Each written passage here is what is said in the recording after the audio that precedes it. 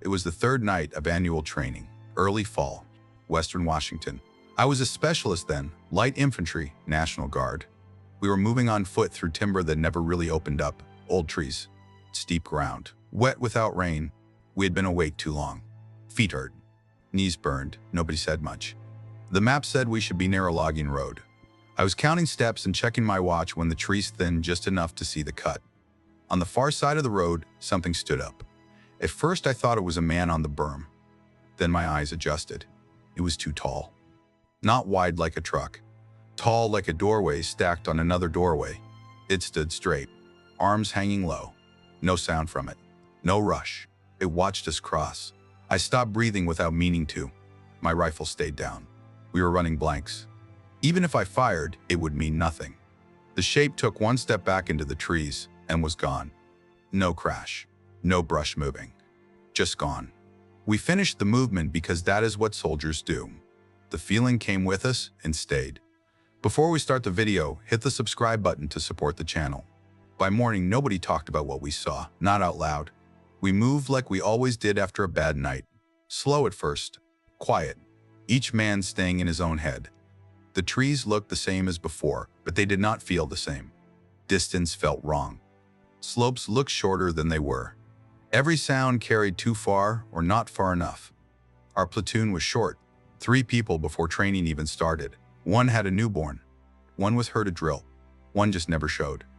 The rest of us filled the gaps. Extra weight, extra watches. You do that without complaint. That is how it works. The training area was deep in the mountains. Logging land mixed with federal ground. Clear cuts stacked between walls of trees. Old growth in the low spots. Creeks running through rock and mud. You could lose sight of someone 10 steps away. Range control briefed us on bears and cougars. They said nothing about anything else. We were on a 4-day field problem. Limited sleep, limited food. Radios on low power to simulate loss. Blanks only. Miles gear on our chests and helmets. The goal was simple. Move through zones. Observe.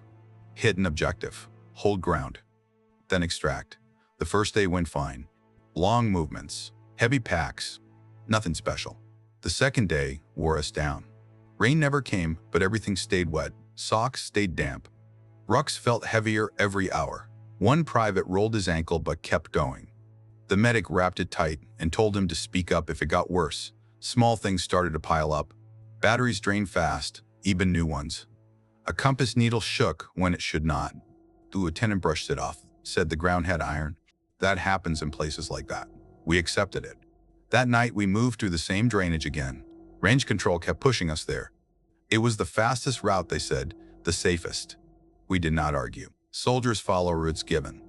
That was when we started noticing the ribbon, survey tape, faded orange, tied around branches just off our path. At first we thought another unit had marked lanes, but the tape was old, sunburned, torn. Then we saw fresh pieces mixed in, same color, same knot. Chest high, like someone wanted it seen. Nobody admitted to putting it there.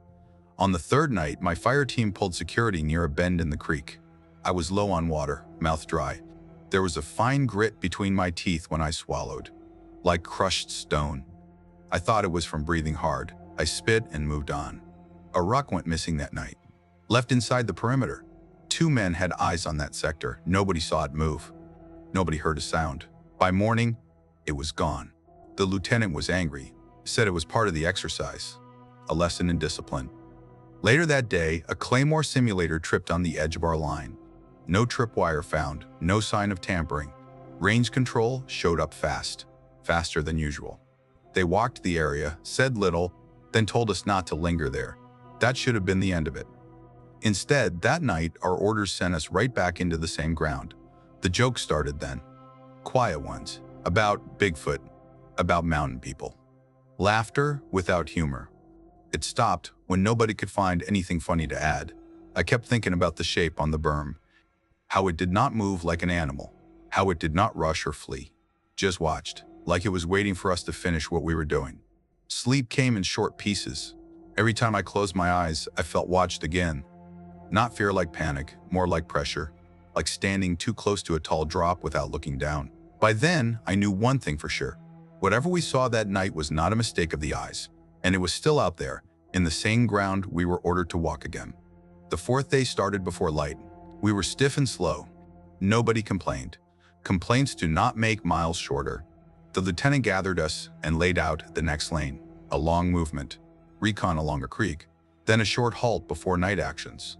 The route line ran straight through the same drainage again. No one said anything, but a few heads lifted when they saw it on the map. As we stepped off, the woods felt tighter. Not darker, just closer. Branches leaned in. Ground sloped the wrong way. I checked my pace count twice and came up short both times. That bothered me more than it should have. About an hour in, we found the night vision goggles. A pair that went missing the day before. They were not on the ground. They were tied high in a tree, above head height, strap wrapped around a limb in a clean knot. Not tangled, not thrown, placed. The lieutenant stared at them for a long time. Then he told us to pull them down and keep moving. No report, no questions. By midday, the ankle injury got worse. The private limped, but did not fall out. We slowed to match him. That cost time. Time cost sleep later. Everything traded against everything else. When we halted near the creek, I walked security uphill. That was when I saw the ground inside a small fenced square. Old wire, bent posts, signs half buried, letters worn away. It looked like something had been marked there years ago and then forgotten. Inside the fence, the dirt was pressed down deep in wide shapes. Not tracks. More like places where weight stayed for a while. I knelt and touched the soil. It was dry, powdered. The grit stuck to my fingers. Same grit I felt in my mouth at night. I wiped my hand on my pants and stepped back. That evening, radios cut out. Not one at a time. All at once. Every net went quiet. We switched batteries. Swapped handsets. Nothing. The lieutenant called it part of the lane. Loss of comms. Adapt and move. We moved at dusk. Tight files. Low voices. Low voices. The creek stayed on our right. Trees climbed steep on our left. That was when the green light showed again. Small points. Low at first, then higher.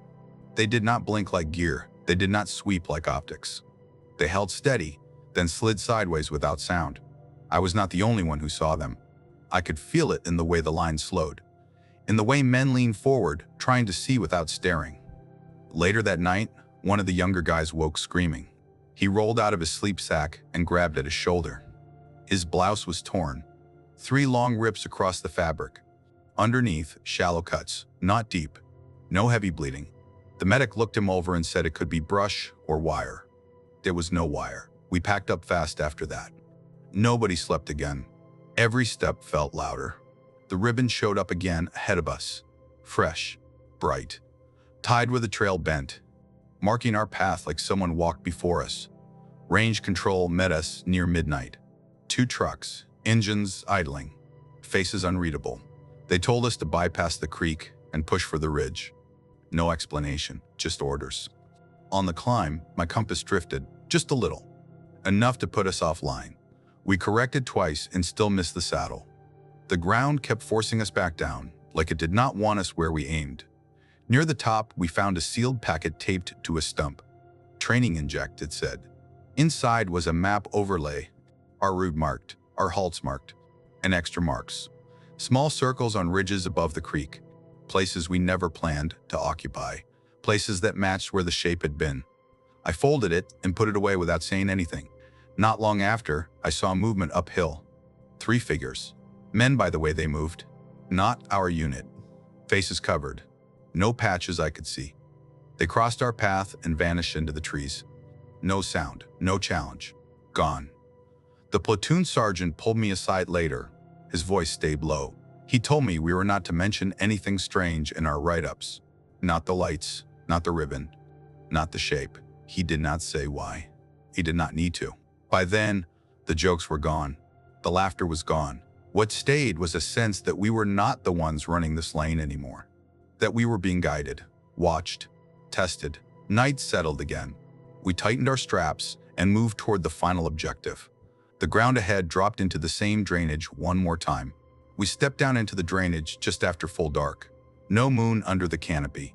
The trees swallowed what little light the sky had left. We moved slow, spacing tight, boots feeling for ground before weight followed. The creek ran low but loud enough to cover small sounds. That should have helped. It did not. I took point from my team. My legs felt heavy, like I had already marched the full day more than we had. The ankle injury stayed in the middle of the file. 2 men helped without being told. That cost us speed. We were past caring. The first time I saw it again, it was not sudden. It was already there, uphill on the left, maybe 40 meters, between 2 trunks that grew close together. The shape stood still, darker than the dark around it, taller than the trees should allow. I stopped and raised a fist. The line froze behind me. I looked harder, not fur waving, not branches. It had a head set forward. Shoulders sloped down into arms that hung too long. The legs bent the wrong way at the knee when it shifted weight. It did not sway like a bear. It did not fidget like a man trying to stay hidden. It took 1 step to match our halt. Just 1. I did not call it out. I did not know what word to use. Contact felt wrong. Animal felt wrong. Enemy felt wrong. I let my hand drop and we moved again. It moved too, not crashing through brush, not keeping pace like a patrol. It stayed slightly ahead, always uphill, always where we could see it if we looked long enough. The sense I had was not fear of attack. It was the feeling of being checked, like gear inspection, like someone seeing if we were doing it right. A second soldier whispered my name. He had seen it. His voice stayed low and tight. I nodded once. That was all. The creek bent hard to the right. The drainage narrowed. The ribbon appeared again, tied to a sapling at shoulder height. Fresh, clean. The knot was the same as before, simple. Intentional? We did not touch it. The ground underfoot turned soft, then gritty. Each step kicked up fine powder that stuck to sweat. My mouth filled with it again. I spat without stopping. My tongue felt dry and numb. The private with the bad ankle stumbled. Not hard, but enough to draw focus. When we looked back up, the shape was closer. Not rushing, just closer. Now maybe 20 meters. Close enough that my eyes started trying to fill in details that were not there. The miles gear chirped on my chest. A false hit. Then another from someone else. No lasers. No call. Just noise. Men cursed under breath and slapped the sensors. It kept happening. Random, then in a cluster. Like something was brushing past us without touching us. The shape leaned forward. That is the only way I can say it. It bent at the waist like a person trying to look at something on the ground. The head tilted. I saw a line where a face should be. No clear features. Just a sense of depth. One of our guys broke. He bolted downhill, slipping on rocks, shouting something that made no sense. I turned to grab him and saw him jerk sideways off his feet, pulled into the trees, not dragged along the ground. Lifted enough that his boots left the dirt. There was no scream after the first one. We froze for a heartbeat too long. Training says react. Move, do something. Do something. Nothing in training covers that moment. The platoon sergeant shouted to form up. His voice cut through the trees and then stopped like it hit a wall. The shape straightened. Another movement showed farther upslope, bigger shadow. Same outline, more than one. We fired blanks without aiming. It was reflex. Sound filled the drainage and went nowhere. The shapes did not flinch. The green pinpoints lit up around us. Low, high, then gone.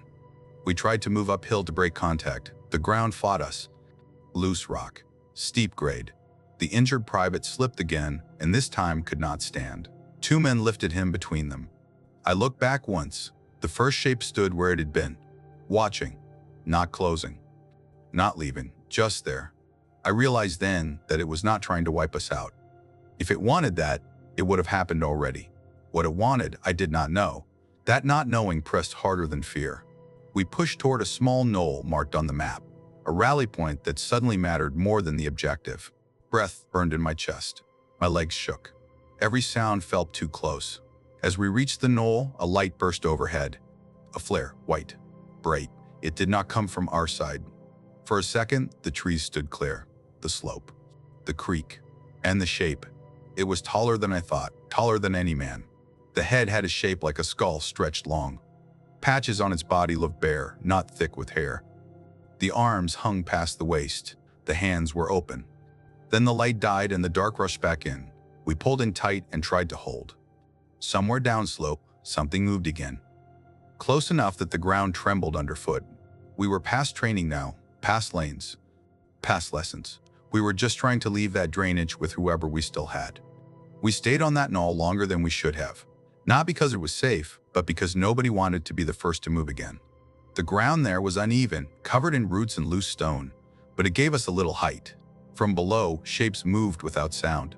From above, the trees pressed in close, blocking any view of the ridge we were supposed to take.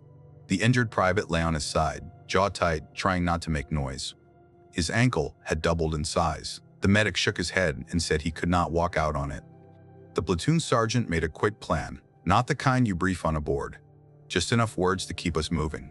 We would peel upslope in small groups, carry the injured, and break contact by distance. No chasing shadows, no more firing blanks. Noise had not helped us yet. We redistributed ammo even though it no longer mattered. We checked straps, grips, hands.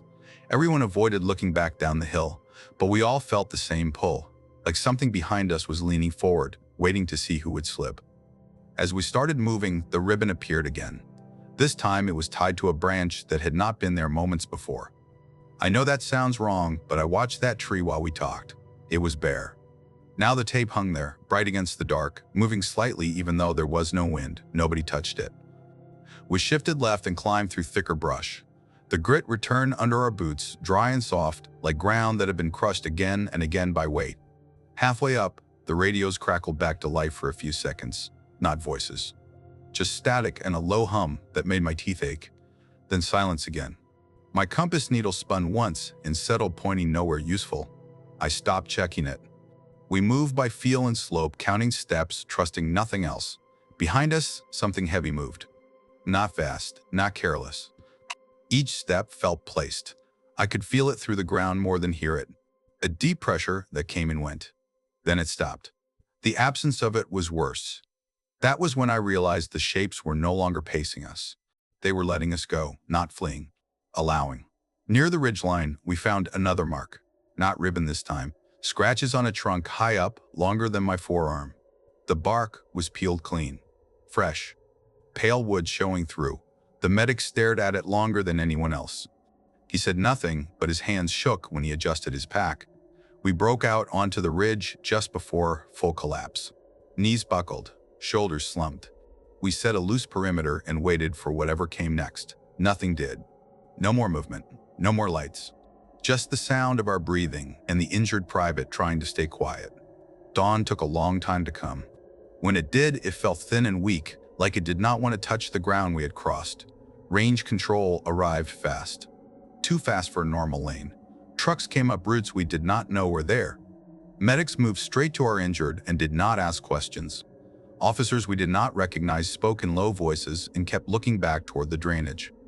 The lieutenant was pulled aside and did not come back. We were told to sit, hydrate, and wait. They said 2 soldiers were missing, 1 confirmed injured. They said search teams were already moving. They told us not to talk among ourselves. Said confusion would only make things worse. Gear was collected. The map overlay I had folded was taken from my pocket without comment. No one asked what we saw. They only asked where we had moved, how long we stayed, and who fired. As the sun climbed, I looked back toward the trees. From the ridge, the drainage looked calm, ordinary. Just another cut in the land. If you did not know where to look, you would never guess what stood there at night, watching us pass through. After the ridge, everything changed in tone, even though no one said it out loud. The exercise was never officially stopped, but it felt over. We were moved off the hill in daylight, escorted instead of directed. Our spacing stayed tight, not because of training, but because nobody wanted to drift alone. The forest looked smaller in daylight, less threatening. That made it worse.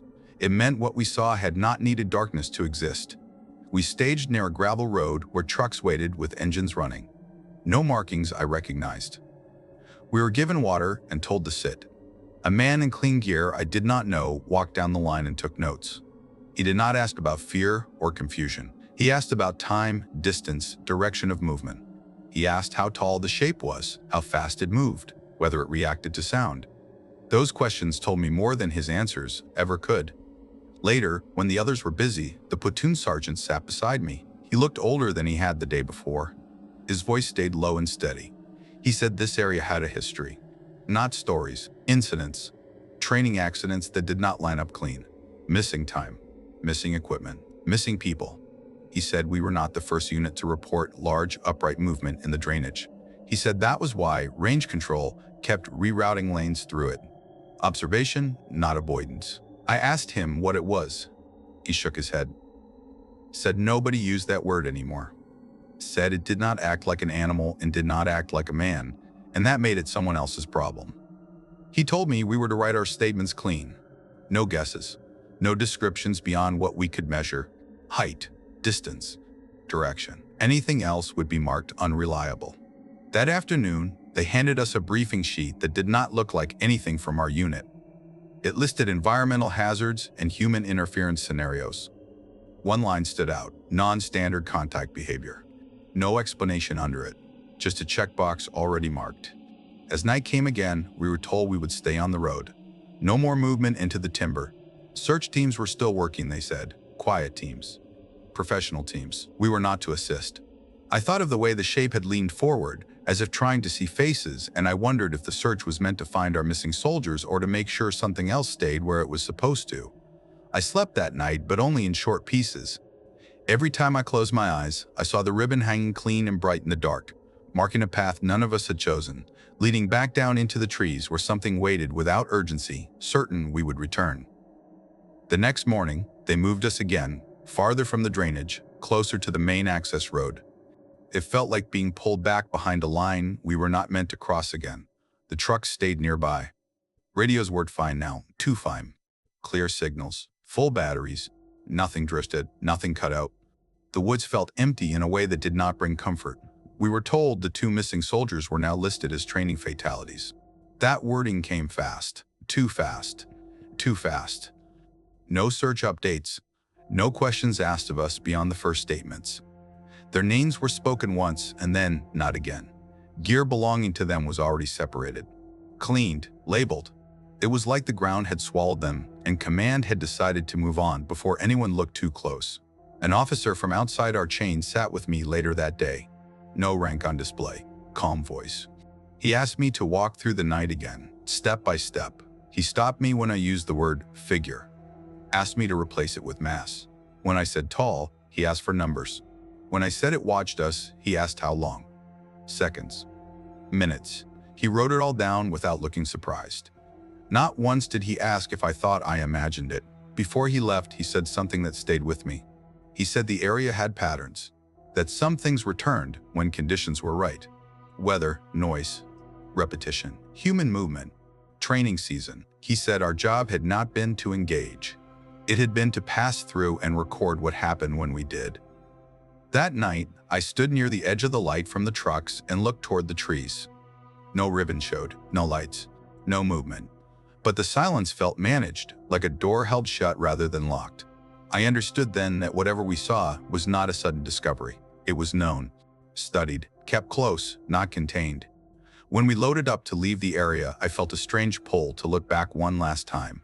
I did. The drainage lay quiet, ordinary, waiting. Not empty. Waiting. We should have left the training area that afternoon. That was the plan we were given. Load up. Accountability. Head back to the armory. But plans shift quietly sometimes, and nobody announces it. Just before we rolled out, the platoon sergeant got called away again. When he came back, his face told us enough. We were staying one more night. Not in the woods, they said, close to the road. Simple security task, just in case. That night did not stay simple. Not long after dark, the radios picked up movement reports from the search teams. Short bursts, half words, then silence again. The clear signal we had all day went flat, like someone turned a dial. The truck stayed running, engines low, lights off. Men stood near them with hands resting on gear, waiting for instructions that did not come.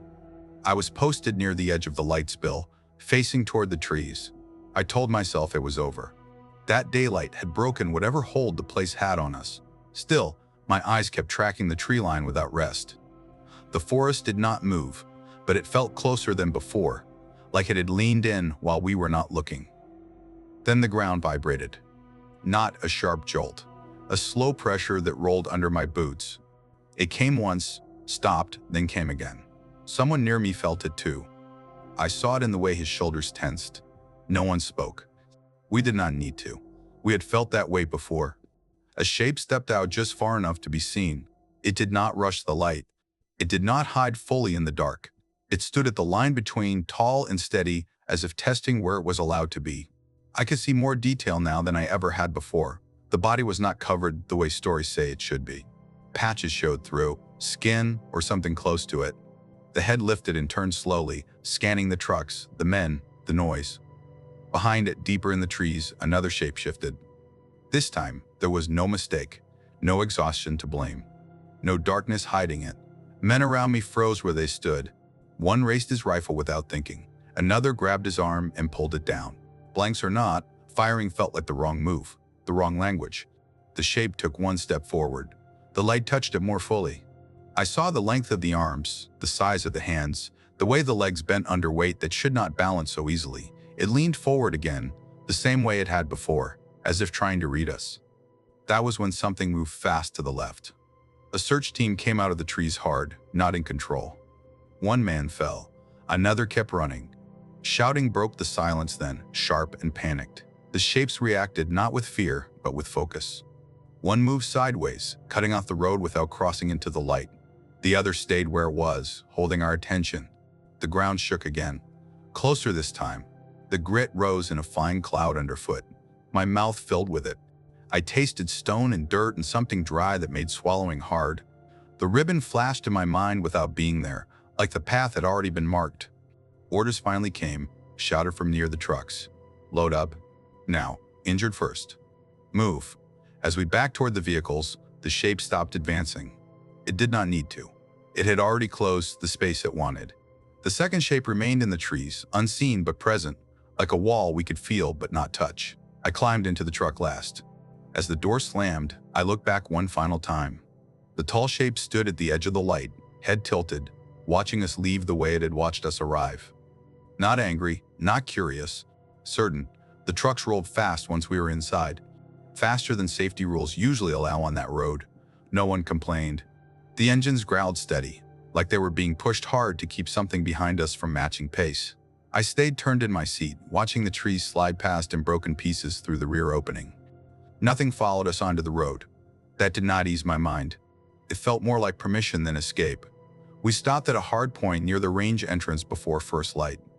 Gates closed behind us. Armed guards I had never seen before took positions without speaking. The search team that had come out of the trees was brought in piece by piece. One man was carried on a stretcher, wrapped tight. Another sat on the ground with his hands shaking so bad he could not hold his canteen. They were separated from us right away.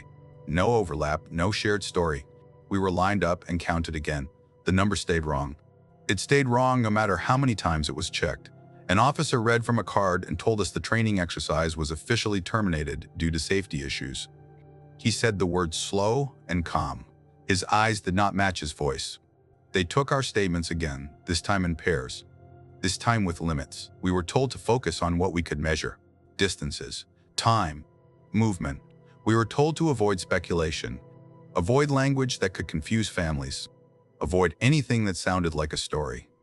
When I described the final contact near the trucks, the man taking notes stopped me once. He asked if the shape crossed into the light fully.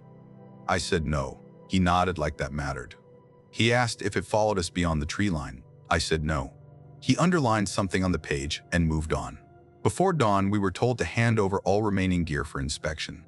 Packs, helmets, plates, even personal items. It felt less like safety and more like clearing evidence. The map overlay I had never gotten back was not mentioned. Neither were the ribbons, neither were the lights. As the sun came up, fog settled low over the trees beyond the fence, thick enough that you could not see into the drainage even if you wanted to. I stood there longer than needed, staring at the white wall, trying to understand what line we had crossed without knowing it was there. When we finally left the area for good, the sense of pressure lifted just enough to notice. My shoulders dropped, my jaw unclenched. But something stayed behind my eyes, like a memory that did not belong to the past yet. I knew then that the worst part was not what we had seen. It was the way it had watched us go. Not like prey that got away, not like a threat denied, like something that had learned from us. We returned to the armory the next day. Normal roads, normal traffic. People going about their lives without knowing where we had been or what had watched us there. Gear was issued back clean and dry, not always the same pieces we turned in. Some serial numbers did not match memory. Nobody pushed the issue. We were tired in a way that made questions feel heavy. We were briefed together one last time. A captain we barely knew spoke to us. He said 2 soldiers had died during training due to terrain and environmental hazards. He said investigations were ongoing. He said our cooperation mattered. He said nothing about the drainage. Nothing about search teams. Nothing about anything tall. Counselors were offered. Chaplains too. A few guys went. Most did not. Talking felt pointless when the story had already been written for us. We signed papers that said we understood the risks of training. We signed papers that said we would not discuss details outside official channels. The families were notified. Folded flags, formal words. We were told not to attend the services in uniform. It was framed as respect. It felt like distance. One of the missing soldiers had shared a rack near mine during drill weekends. I kept seeing the way he ran downhill before he vanished. That image stayed sharp no matter how much time passed. The platoon changed after that. Not all at once. Small shifts. Some people stopped showing up. Others transferred units. A few drank harder than before. Nobody joked about the woods anymore. When annual training came up the next year, our location was different. Desert, wide open. You could see for miles. Even then, some of us still checked uphill out of habit. I tried to put it away, told myself it was stress, lack of sleep, shared panic. That worked during the day. At night, I still felt that sense of being measured. Like something had leaned forward to look at me and had not forgotten what it saw. A few months later, I got an envelope in the mail. No return address. Inside were copies of range logs, movement schedules, and one photo, orange ribbon tied around a branch deep in the woods. No road nearby, no explanation. I did not show it to anyone. Time moved on the way it always does, even when you feel stuck. Drills came and went. New soldiers filled old spots. Names were spoken less and less. On paper, the unit recovered. In real life, it never fully did. Trust changed shape. Orders were followed, but not with the same ease. When maps were handed out, more eyes checked the flying lines. When routes were given, people noticed what was not said. I tried to go back to normal life. Work, family, small routines. It mostly held during daylight. At night, certain memories pushed forward without warning. The way the ground vibrated before anything showed itself. The way the shape leaned down like it wanted to see faces. The certainty in how it stood, like time worked differently for it. I thought about the missing soldiers often. About how fast their status changed from missing to gone. About how little space there was for questions.